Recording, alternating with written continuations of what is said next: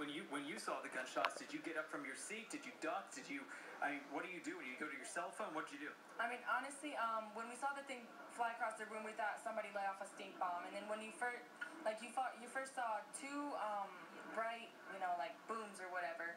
We thought it was like firecrackers. So everybody's just like sitting there, see like what's going on. And then when he continued firing, it was like continuous firing. That's when everybody, was like, like something's wrong. Everybody needs to get out. What did you do? You knew you had to get out. Did you go through the main exit to the lobby? Where did you guys go to get out? At first, I actually just sat there. I'm like, whatever, someone just being whatever. And then that's when we started hearing people yelling, we got shot, someone got shot. And that's when we fell to the ground, like trying to grab as many stuff of ours that we can, and we went to the back exit. That was already, like, a bunch of people were rushing, but we were just trying to get out. Were people trampling each other? I was on the ground and I actually picked her up and tried to, so we can get out. Everybody was rushing, pushing into each other, so. Did you guys leave your purses? Did you grab anything? I grabbed all my stuff. I went back to grab my stuff. I didn't want to leave it there. When you say you went back, I turned and I'm like, nope, grab my stuff, grabbed it in. So even in that pure moment of panic, you still realized that you needed to do something. I had to get my stuff, so. How about you? I tried to grab my stuff, but my wallet and a lot of stuff fell out of my bag, so. So you haven't gotten that stuff back? No, not yet. Have they told you if there's any chance you're going to be able to get this? Now it's in the middle of a crime scene, so it's not going to be easy to get back. They said when they open up the crime scene, I can go and they can get it for me, or I can just wait until they put it in the bag or whatever, and I can go to the police station to get it.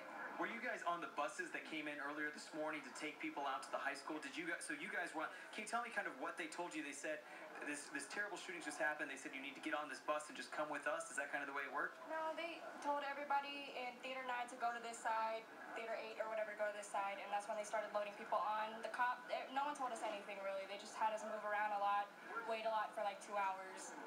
They didn't tell us anything really. But what about when you got to the high school? What did they do when you guys got in there?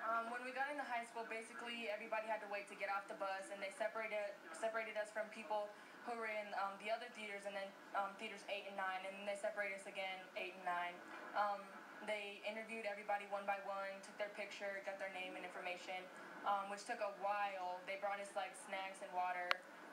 We were there for a long time, till like 6 in the morning actually. Well, people you're in there with that have just gone through the most horrific thing that they've ever seen or ever could even imagine ever getting to see. What was the demeanor of the people like that were there? Were people calm? Were people crying? Were people freaking out? What were people like? At first, when we came outside, just to see what happened afterwards, people were freaking out. Everybody was crying. There was actually a guy who came up to us who got shot in both his legs. And we sat him down in our car and everything, made sure he was okay, tied belts around his legs, make sure he was okay. He was calm. There were still people running around yelling, trying to find their family members and everything, and we didn't know what was going on. Like, it was just all too much at like one time, so. The guy, all he actually wanted us to do was find his little sister. So they went to look for him, and me and her brother stayed with him. So they found his sister, they brought him over.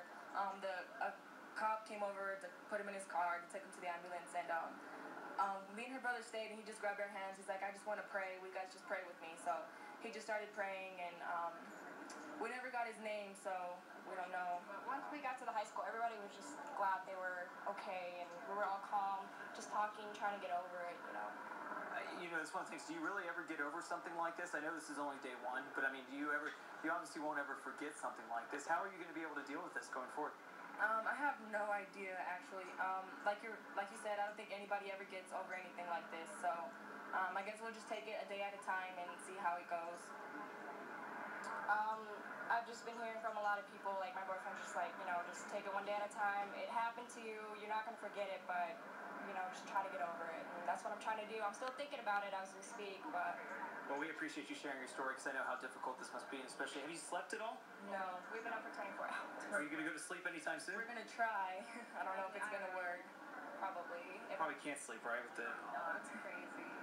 Well, thank you again, ladies, so much for taking the time. We're sorry again about everything that's going on, and we'll let you know more information as we get it down here from the command center. But we'll follow up with you guys in a little bit. It really is that story that we've been hearing nonstop since this morning at about 1 a.m. Stories just like the one that you just heard. These people really trying to save their own lives and save the lives of others, while at the same time gunfire raining out all over them. It really is a remarkable story, and we're still hearing a lot more of them. And Nick, you were asking me earlier this morning, kind of, is there that consistency? And as you heard just there in that interview, it's the chaos. That is the one thing that's been consistent with every interview that we spoke with, that it was simply chaotic as soon as the shots ran out. Reporting live in Aurora, Mark Baird at Fox 31 Denver. Mark, thanks so much for those interviews. Again, we're hearing more and more about exactly what happened.